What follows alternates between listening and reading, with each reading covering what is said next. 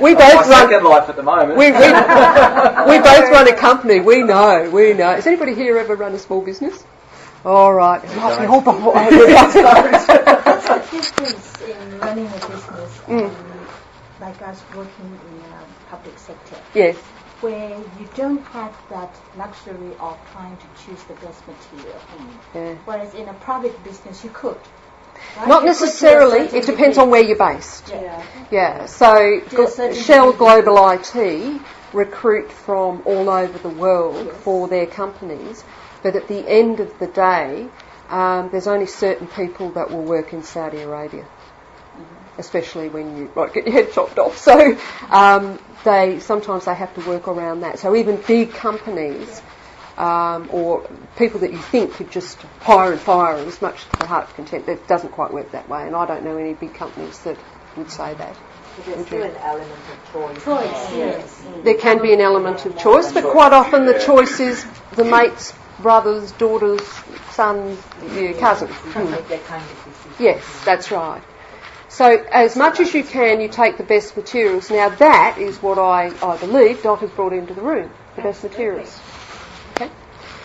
Next, you organise them into systems. I never passed myself.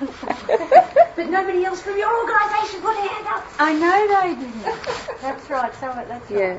Now, the most common system that we would know really, really well is the training system. So we understand that there are systems for the AQTF.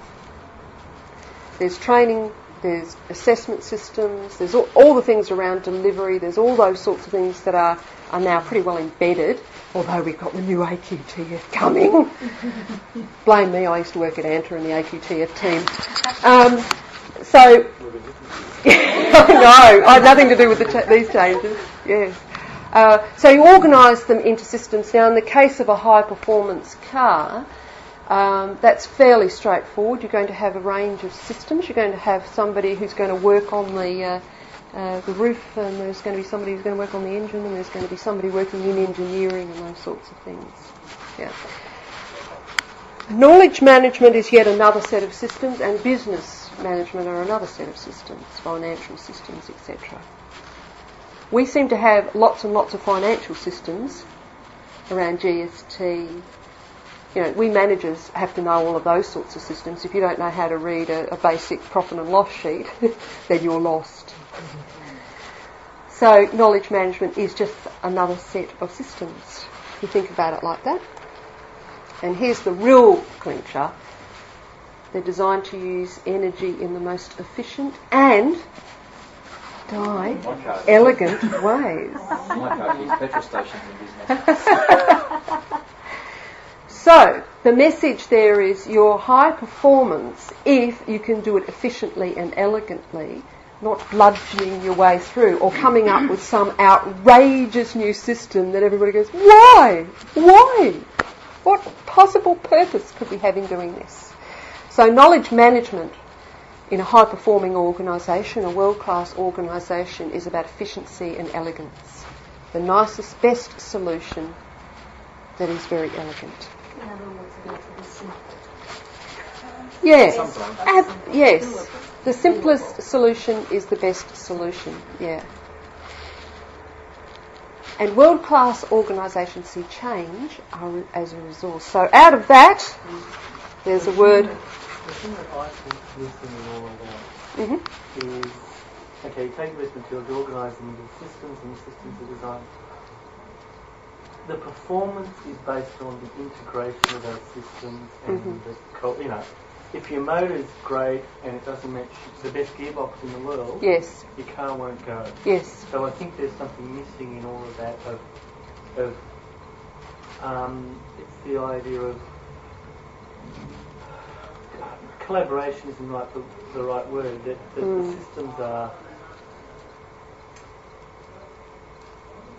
not mutually beneficial, but looking for the right word, but they're integrated systems, aren't they? And that then they actually the energy being used in the most efficient way. Yes.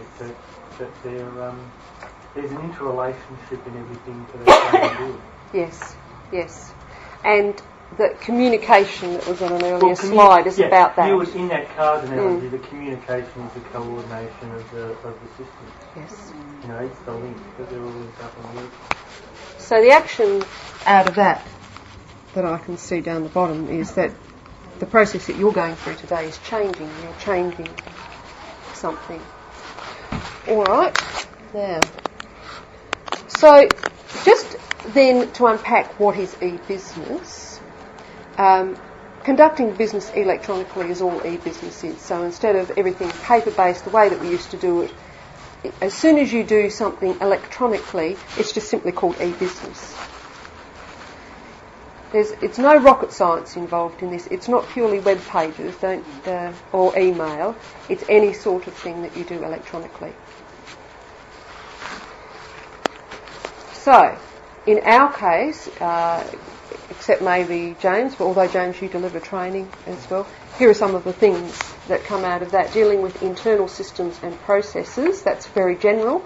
They're the sorts of things that you're thinking about today, very much. Dealing with students can be seen as e-business when there's something electronic about it. Emailing them. Learning management systems with e-learning, m-learning, b-learning. Communicating across the organisation.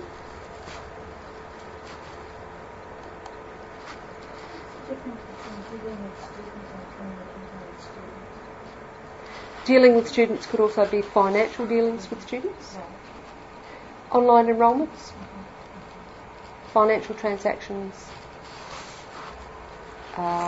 Records management would be some of those sorts of things. Assessment management. Look, I even put the B in.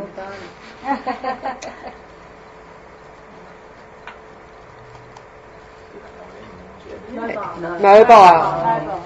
Yeah. I nearly texted you all today to say if you're reading this, you're in the wrong place. Yeah. Business to business actions. So relationships with other organisations, like James' organisation. AIMS is a business, TAFE is a business. There are other businesses that do business with you. So it might be banking. It might be, in my case, we do quite a bit of work for various unis and TAFEs and governments and whatnot, so obviously they pay us electronically now. We'll do a lot of those sorts of things. And that gets rid of cheques, it gets rid of post, it gets rid of stamps,